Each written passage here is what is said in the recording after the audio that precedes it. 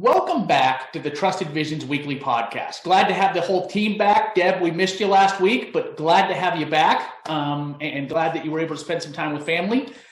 Today is a monumental day in that one of our team members, Sean Rose, it's your birthday. We won't talk about age and all that stuff, and I certainly won't sing to you, but happy birthday on behalf of Trusted Visions and our viewers. Glad to have you as part of the team.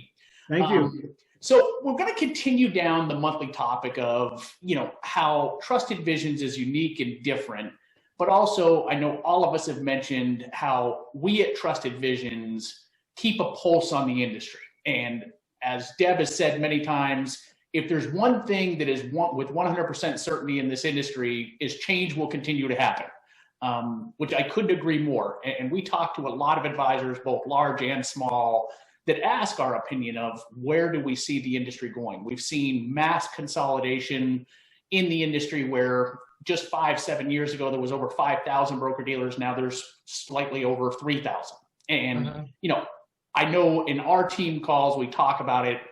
I don't see that trend changing from the perspective of regulations and what's coming down the pike and fines and just the amount of effort and money it takes to remain relevant. So we're going to continue down that path this week of the industry and the consolidation, but we're also going to take a deeper dive on things that you as financial advisors, OSJs and enterprise can be looking at within your own broker dealer that can be telltale signs of what's to come. So Deb, since we missed you last week, we decided to pick on you and let you go first. Love the jacket, by the way. But if you could talk a little bit about the consolidation that we've seen in the industry and why, in your opinion, you think that consolidation is going to happen and whether it's going to continue to happen as we, get further into this 5-10 years down the road. Yeah, thanks, Jeremy. Good to be back, and happy birthday, Sean. Thank you. Obviously over the last 10 years, we've seen the consolidation of small, medium-sized firms into larger firms. And your number's correct, right? 5,000 down to a little over 3,000 firms. And then most recently, we've continued to see consolidation. I think even from more on the smaller to medium size to larger, right? Or even the mega mergers, if you will, right? Mergers and acquisitions of the mega mergers, Schwab acquiring TD while they're not an independent BD.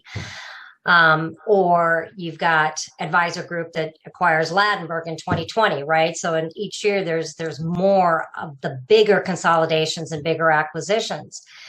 And I think the things that drove the consolidation from early on, 10, 12 years ago to now, I think remain a lot the same. Compliance, scale, economies of scale, pricing, right, to the same nowadays. And I think even more, we're seeing firms wanting to get more scale, right, to move forward. And what does that mean? Does that mean maybe eventually to sell? Who knows, right? You've got a couple of firms that have gone public, and maybe we'll continue to have more of that.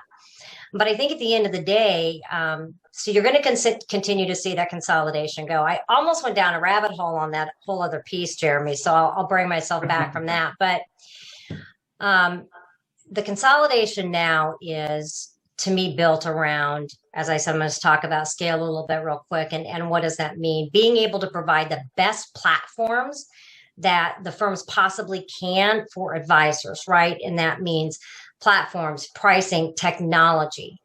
And I would tell you that I kind of look at technology and advisor-facing platforms and technology really being kind of the focus, along with the compliance that's necessary, right? But it takes a lot of money to put the right types of platforms and technology in place, right, that make the ease of business for the advisors across the board, and makes them competitive. And that takes a lot of money. And so I just think that continuous consolidation for economies of scale is key for that, one of that purposes, right? To be able to continue to have that money to have the best platforms available. And I don't mean to ramble on that piece of it, and I hope I said that okay. But Yeah, and then Deb, go ahead. let me ask you this. And I was asked by an executive of a large broker dealer probably a year or two ago of where do we see the industry from a consolidation standpoint in 10, 20 years? I mean, is it right now we have 3,000 broker dealers? You know, some advisors will ask us, you know, hey, do you see it with only 5 or 10 relevant size broker dealers because they're going to have that economies of scale? Or what is your prediction? I mean, none of us can have a crystal ball, but do you see the consolidation continuing at the rapid pace it's been happening, or do you think it'll slow down? I think it's going to continue to probably at a fairly rapid pace. I am not of that mindset. So continuous consolidation. Is it down to 1,500 firms, you know, from the 3,000 in another 5-10 years? I am not of that mindset that there's going to be 5 to 10 broker dealers only. And that's just me. And any advisor that I ever talk to or anybody I know, my colleagues will tell you, I say the same thing. I'm not in that camp. I do think that there's going to be, you know, not a huge amount of larger firms that are out there, but I don't think that we're going to be down to 5 or 10 firms in 5 or 10 years. I think that there's too much. I think, you know, I just think there's too much competition and there's too much. This is an industry built on entrepreneurship. And so or entrepreneurism, I can't even say it, y'all, but while we'll continue to have the consolidation and firms going out of business, I still think that you've got a lot of people out there that have that fighting spirit. And they're going to want to still continue to keep going or bring more firms to light. So perfect. And Sean, continuing on that topic, and let's all be honest, we've been around long enough that we've been with firms that were acquired or were acquiring firms. Right. And it's not like, and no discredit to these executives, that they're going to go out and say, hey, we're being acquired, because most of the time you're under NDAs and you can't speak of it.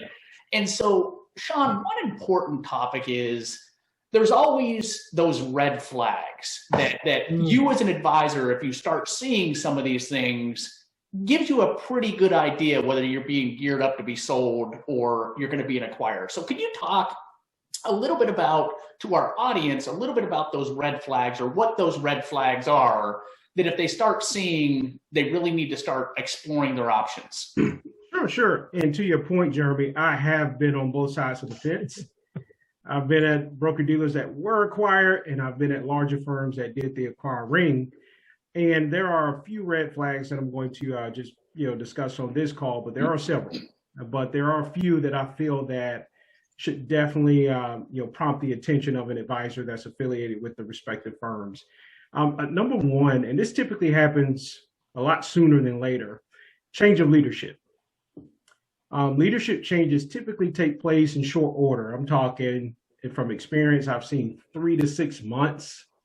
Post-sale, if you start to see new leadership come in, pre-sale, it's a good indication that, there are going to be some changes because you have to understand that when new leadership comes in, they're coming in with a new vision.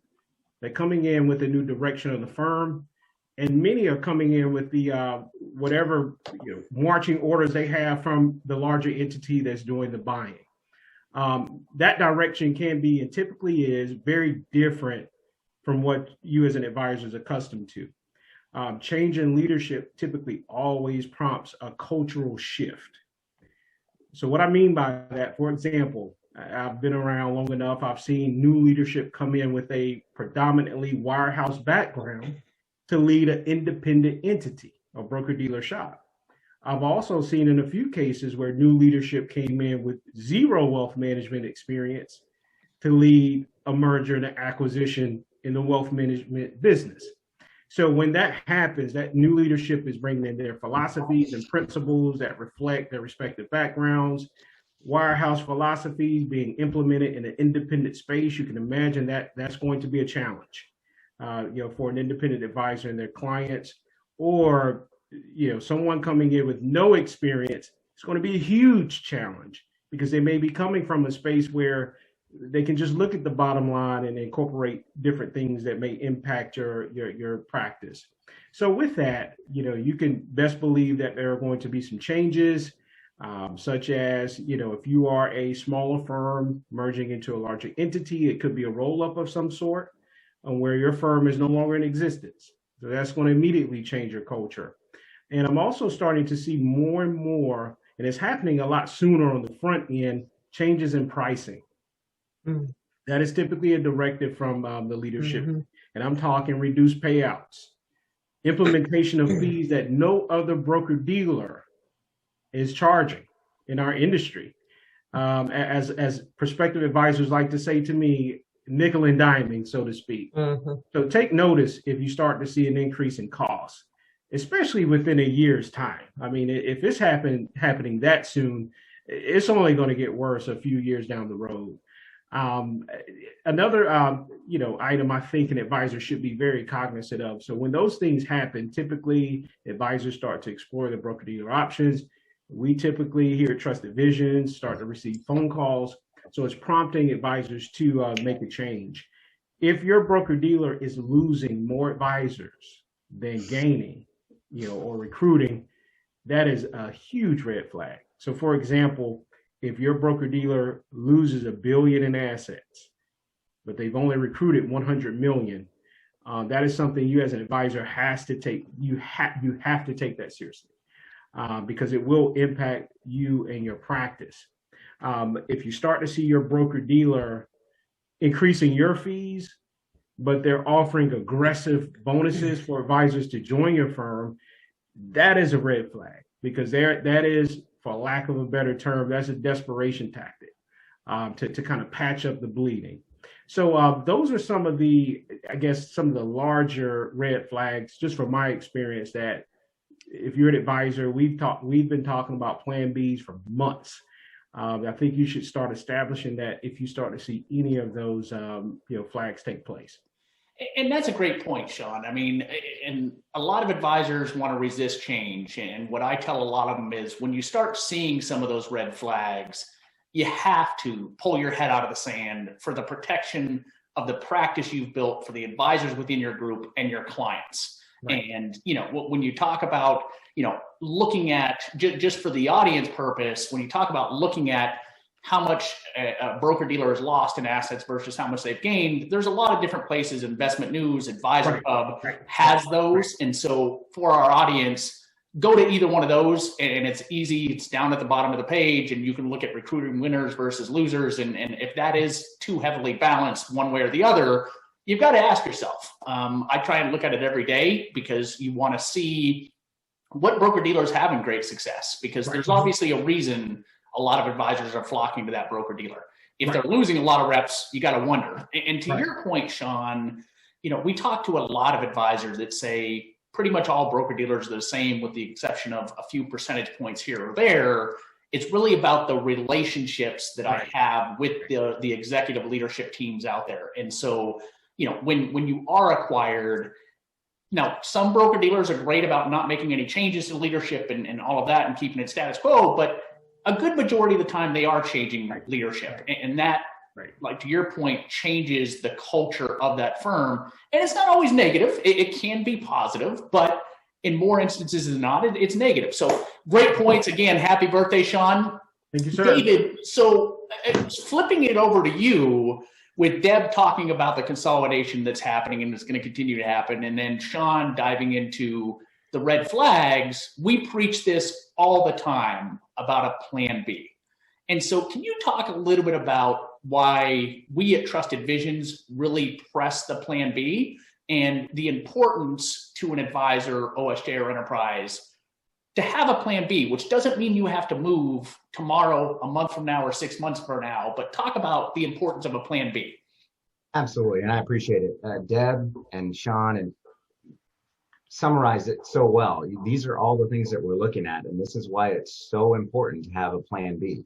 If you're not looking at one, you need to get one. I kind of quote one of my kids' favorite shows, Toy Story. It's like when they're talking about moving buddies. If you don't have one, get one. If you don't have a plan B, you better get one, because it's that important. Because really, when you look at the plan B, not only is it important for you, but it's all about time. And it can be your biggest obstacle if you do not have a plan B in place, because these consolidations, these mergers, these pricing changes, some of those can come very gradually over maybe a 6-12 month period, but some of those can happen very rapidly and very quickly. And time is not on your side. When you're looking at all of those changes that are happening, you've got to make sure that you're prepared. And as a financial planner, and everybody that's built their business, we always talk to our clients about the what ifs. What ifs? What if this happens? In the insurance world where I came from, the what ifs is a big part of the selling side of it. The what ifs. What if this changes? What if pricing changes? What if there is a consolidation? What if there is an acquisition? What if? You've got to be prepared for that. And with all the changes that are happening in our marketplace, you just have to be prepared. And it could devastate not only you, your practice, and everything you built, and including your clients. Anytime there's a rapid change that's going to take place, and then you haven't put together a substantial plan B, or at least had conversations about maybe a handful of broker dealers you should be looking at, you're doing yourself an injustice. And that's really what it comes down to. And we talk about, transitioning and making a move. You don't have to make a move just to start a plan B. Have conversations, talk to consultants, talk to us. We can talk you through the good, the bad, and the ugly that goes along with it, and really just kind of clear the road and give you a couple of different options so you're prepared. You have to have that plan B in place.